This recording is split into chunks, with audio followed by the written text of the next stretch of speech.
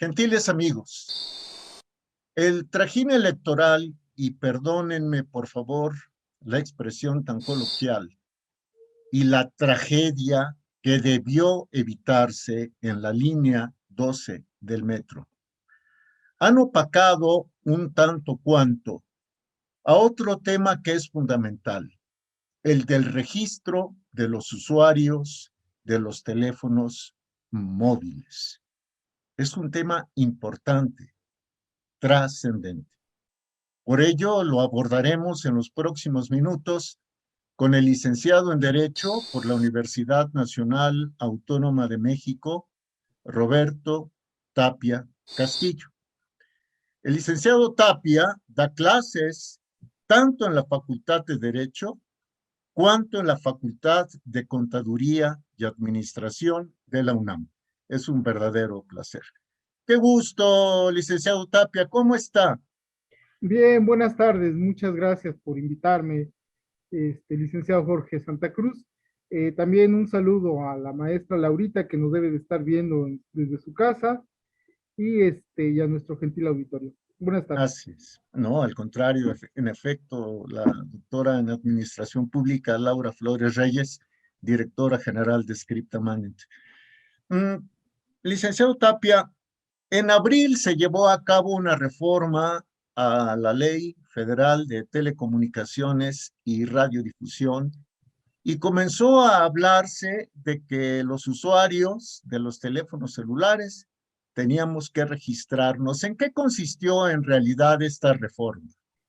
Bueno, se hizo una adición, una serie de adiciones de el artículo 180, a partir del 180 de la ley que usted comenta, ley de radiodifusión de telecomunicaciones y radiodifusión, y se implementaron el 180 bis al 180 séptimos. En estos 7 artículos que se adicionaron a esta ley, se habló de la creación de un padrón de usuarios de los servicios de telefonía móvil. Eh, Entre otras cosas, bueno, se establece que los usuarios tenemos la obligación de registrar pues una serie de datos que según la iniciativa de la ley que estamos platicando, bueno, de la reforma y adición a la ley que estamos platicando, tienen como propósito combatir los delitos que se llevan a cabo a través de esta inscripción de estos datos, ¿no? ¿Qué datos nos están pidiendo que inscribamos? Bueno, la CURP, ¿no? La clave única del registro de población. La fecha en que se adquirió y la hora en que se adquirió el teléfono y evidentemente la tarjeta SIM o el chip que es el que en realidad es el alma del teléfono, porque uno puede tener el teléfono, pero sin chip pues no tienes ningún tipo de servicio, es lo que te vincula con una empresa. El domicilio del usuario, ¿no? ¿Qué otro? El nombre completo del usuario directo, o sea, la persona física o el nombre del representante legal de la empresa que compra, pues, teléfonos, por ejemplo, alguna aseguradora, alguna empresa de radiodifusión, ¿no? Una radiodifusora que necesita estar comunicada. ¿Cuál es lo grave de esto? Que además adicionan un punto más, los datos biométricos. Pero al estar revisando la ley, pues solamente dice que tenemos obligación de incorporar estos datos biométricos a este padrón, pero no dice qué datos biométricos. Y entonces ahí es donde entramos en una situación pues bastante escabrosa, porque datos biométricos pues implica, por ejemplo, el iris, la huella del iris, las huellas dactilares, o sea, las huellas digitales, pero de los 10 dedos, ¿no? La forma de la cara, si es óvalo, la huella de la voz o la huella bucal, uh-huh, y en un caso extremo, el código genético. Entonces, no dice, o sea, en realidad, hasta dónde llega estos datos biométricos, nada más dice que los datos biométricos podría ser exclusivamente las huellas digitales, la huella del iris, que son datos que ya tiene el gobierno, los tiene por otros registros. Por ejemplo, desde que nacemos, está el registro civil que toma las huellas digitales del recién nacido, ¿no? el Instituto Nacional Electoral toma por lo menos las huellas digitales del dedo pulgar de los electores.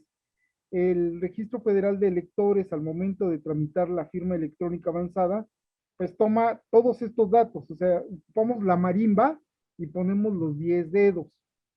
Se toma la huella del iris, de los dos ojos. Se toma la firma autógrafa y se genera una firma electrónica avanzada. Es decir, el gobierno ya tiene todos estos datos. Déjeme interrumpirlo, profesor. También el SAT, el Servicio de Administración Tributaria. Ajá. Digo, cuando hacemos la firma electrónica avanzada para emitir, o sea, para pedir la emisión de poder pedir la emisión de CFDI, o sea, certificados digitales fiscales por internet o facturas, tenemos que tomar todos estos datos, tenemos que dar todos estos datos, ¿no? Nombre, domicilio, CURP, todo, todo. Y hasta los bancos tienen ya las huellas digitales. Así es, el primer banco que inició esta fue un banco que está vinculado a una tienda comercial, una tienda mueblera que tiene un color amarillo con logotipos rojos y que es de una televisora, ¿no? Bueno, del dueño de una televisora. Entonces, ellos empezaron, bueno, la idea no era mala. Vamos, miren, en los años 70, estando Mario Moya Palencia, como secretario de Gobernación, se planteó la idea de hacer un registro único de ciudadanía para que se le asignara a cada persona un solo número de registro de ciudadano y pudiera ocuparlo para el ISSSTE, para su cartilla de vacunación, para su cartilla de militar, para el pasaporte, es decir, que con un solo número pudiera hacer todos sus trámites.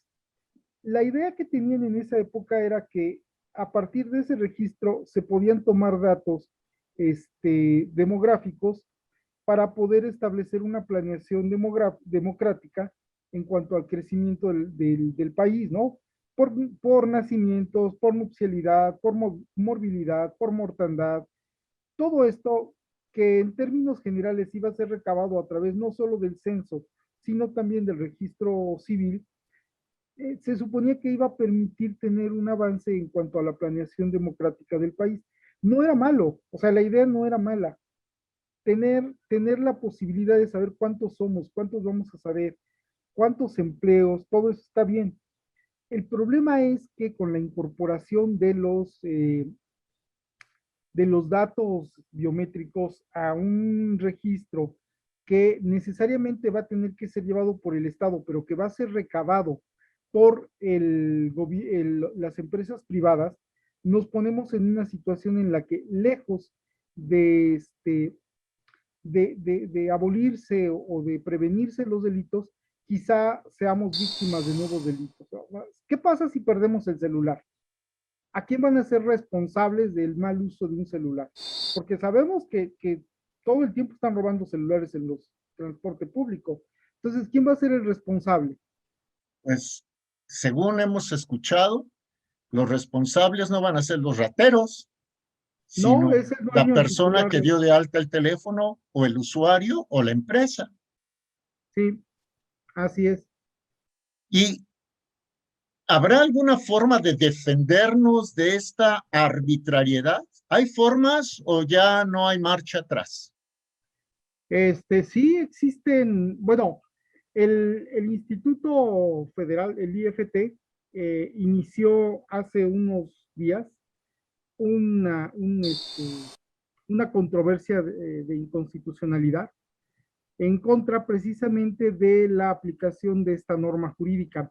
Este tipo de medios de impugnación establecen que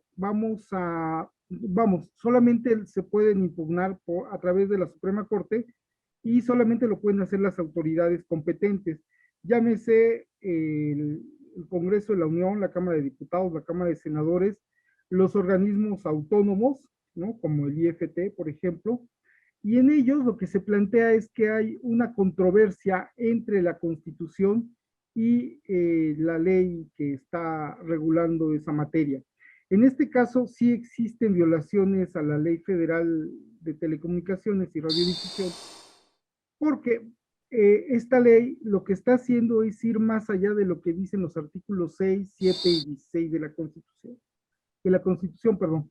Eh, Ahora, también existe el amparo indirecto. Ya ha habido algunos modelos de amparo indirecto que se han publicado en Internet y que en el caso concreto se trata pues de que la gente promueva el amparo contra leyes a fin de poder tratar de minimizar esta situación, ¿no? Por lo menos que no se los apliquen a ellos. Pero si se lograra que proceda la controversia, en ese caso, entonces, por una mayoría calificada de 8 votos, sería inaplicable. Ya no podrían aplicar ese padrón, ya no se podría recabar. Una pregunta, licenciado en Derecho, abogado Roberto Tapia Castillo. Si ya tienen los datos vía el SAT, vía, ¿qué le puedo yo decir? El Seguro Social, el ISSSTE, etcétera. Si hasta los bancos lo tienen, ¿el gobierno para qué quiere aumentar el control sobre los ciudadanos? Bueno, ¿De veras será, perdónenme, para combatir a los delincuentes, los narcos, van a estar ahora sí vigilados o no? aquí hay una cuestión. Mire, en China se implementó un sistema que se llama crédito social. Entonces ahí, a través de este tipo de medios de control, lo que hace el gobierno chino es tener bajo estricta vigilancia a todos sus ciudadanos. Y esto sirve para que si te portas bien conforme a los parámetros del Estado, pues tienes derecho a créditos, una mejor casa. Por ejemplo, si alguien está esperando un trasplante, pues lo brincan en la fila y le dan el trasplante antes. Si alguien quiere salir de China, bueno, pues tiene opción de salir. Si alguien necesita un crédito, pues tiene opción a un crédito, ¿no? El problema es que nadie sabe cómo se manejan estos datos. Ahora, México, yo vi la entrevista que le hizo al maestro Víctor Carsolio sobre el autogolpe de Estado. Y bueno, pues sí, definitivamente el maestro Carsolio no se equivoca, tiene mucha razón en señalar lo que dijo en esa entrevista. Y bueno, este es otro punto adicional que podemos manifestar en favor de los argumentos del doctor Víctor Carsolio, ¿no? Del maestro Víctor. Porque definitivamente, si nosotros lo vemos en contexto, se está violando una serie de normas fundamentales, como es el derecho a la privacidad y el derecho a la intimidad.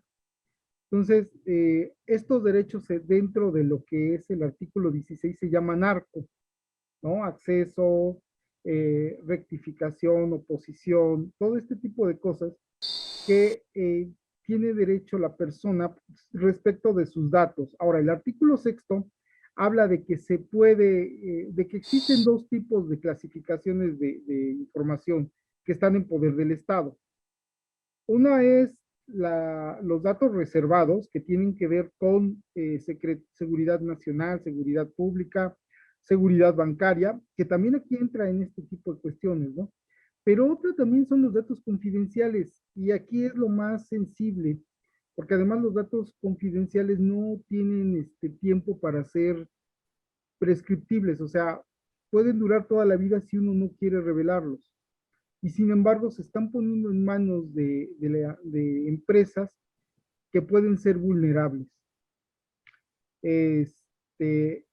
Ya desde 2016 se había interpuesto también otra controversia constitucional por parte del IFT, nada más que no procedió, contra la obligación que tienen las empresas de geolocalizar a las personas en tiempo real. O sea, usted trae en su carro, en su tableta, en su celular, un, un geolocalizador.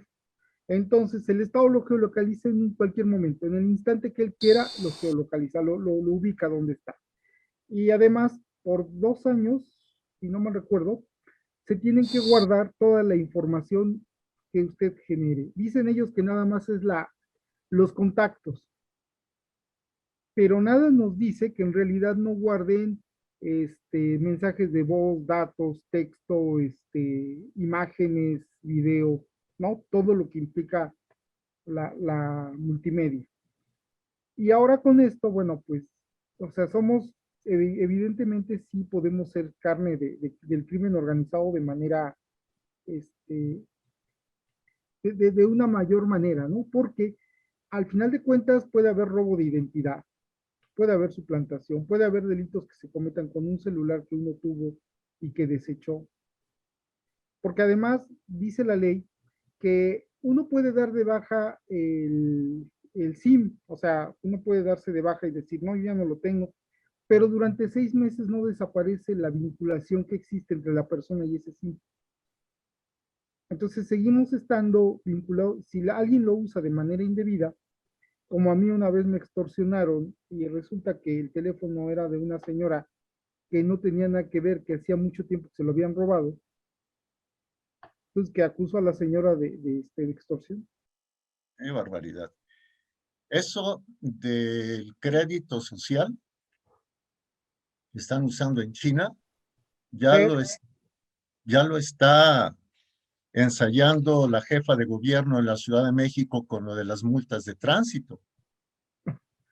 Así es, todo lo que tiene que ver con la cuestión de que estamos siendo vigilados. Vamos, ni George Orwell en su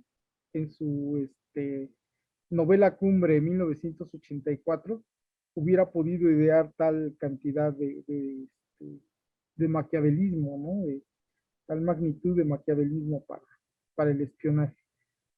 Profesor Tapia, déjeme resumir, a ver si lo hago de manera correcta y si no, por favor, corríjame. Entonces, el registro de datos, en especial los biométricos, viola la intimidad de todas las personas que somos usuarias de las compañías telefónicas móviles. Número, No, no es que viole, puede ser violatorio. O sea, si se resguardaran bien y si realmente se utilizaran exclusivamente pero desvinculando a la persona del teléfono en el momento en que uno lo da de baja, no tendría por qué tener ningún resabio ni ningún recelo a sus. Pero como no está previsto eso, entonces sí existen datos que apuntan a que puede ser violatorio. muy bien, bien la aclaración. Número 2. Estos datos pueden ser utilizados por el gobierno de México de manera parecida a como lo hace el gobierno de China y el famoso crédito social, en el sentido de que los que se porten bien, es decir, los que se plieguen a los dictados gubernamentales, sean del partido que sean, pues entonces tendrán un trato preferencial. Pero si son opositores incómodos, vía el uso de las telecomunicaciones podrían ser sancionados. ¿Hasta ahí voy bien? Existe esa posibilidad y también existe la posibilidad de que te cancelen si tratas de iniciar algún tipo de movimiento, como lo hizo, por ejemplo, la primavera árabe, ¿no? Que intentaron, pues, manifestar sus derechos, o la primavera española, pues te apagan el celular y se acabó, ¿no? O sea, toda la organización que se pretendía llevar a cabo por esta vía, pues obviamente no va a funcionar. Claro, siempre nos queda la opción de irnos y reunirnos ahí en el Ángel y Claro. pegar de gritos, ¿no? Número 3, que al dejar estos datos sensibles en poder de empresas particulares, estos datos pueden filtrarse a la delincuencia organizada, que también los puede utilizar, la cual también los puede utilizar para controlar, para amedrentar, para extorsionar, para chantajear, para atentar contra personas. Lamentablemente sí. En 2006 se vendió la base de datos del IFE. En 2014 se volvió a vender la base de datos del IFE. Y hace poquito era la del IMSS. Y no fue ningún hacker así súper inteligente que se hubiera metido a la base de datos, rompiendo todas las barreras y todos los códigos de encriptación. Fue alguien de dentro la copió y la puso a la venta en Amazon, había uno, pero, y es en Amazon, ¿no? Y también la vendían en Tepito. Y se la vendieron a la CIA, por cierto. O sea, la CIA tiene todos los datos de los 42 millones de votantes de 2006, que éramos en aquel entonces. Por lo tanto, lo ideal es que se frene esta reforma y que los ciudadanos estemos protegidos, no tengamos por obligación que entregar nuestros biométricos y ubicar con el geolocalizador, ubicarnos tanto al gobierno como a las empresas. Le voy a comentar de una película que me vi, dos películas que me vinieron a la memoria. Una se llama Enemigo Público, con Will Smith, y el jefe de la NSA, o sea, la Agencia de Seguridad Nacional, es Alec Baldwin. Entonces lo están persiguiendo porque estaba defendiendo a alguien, no recuerdo, pero era una gente incómoda para el gobierno americano. Y lo que dice el jefe de la Seguridad Nacional es, para justificar el acoso al que tiene este hombre, a este abogado, es, ¿qué prefieren? ¿Seguridad o privacidad? Yo creo que la privacidad no debería existir. La seguridad implica perder la privacidad. Y la otra es una película con esta Emma Watson y con Tom Hanks, que se llama El Círculo, en el cual, bueno, la tesis es, ¿qué pasaría si una empresa o un gobierno tuviera todos nuestros datos y forma de geolocalizarnos? Eh, y se ve cómo hay gente que llega al suicidio porque los acosan a tal punto que no tienen forma de esconderse en ningún lugar. Profesor Entonces, Tapia, perdóneme que lo interrumpa, discúlpeme, pero ¿y esto no ayudaría a perseguir a los delincuentes?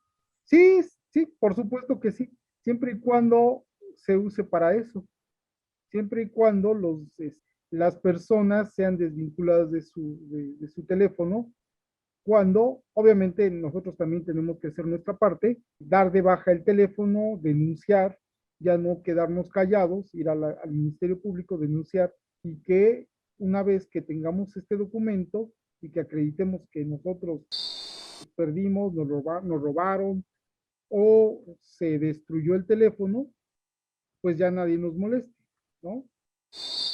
Pero el problema radica en que si usted le roban un carro y denuncia, normalmente dicen, lo primero que dicen es que usted se lo robó, ¿no? Su propio carro. Así Eh, es. o lo paran en algún retén y le dicen, es que tiene reporte de robo, oiga, pero es mi carro, pues es que tiene reporte de robo. A mí me pasó ayer. Mire Me, nada más.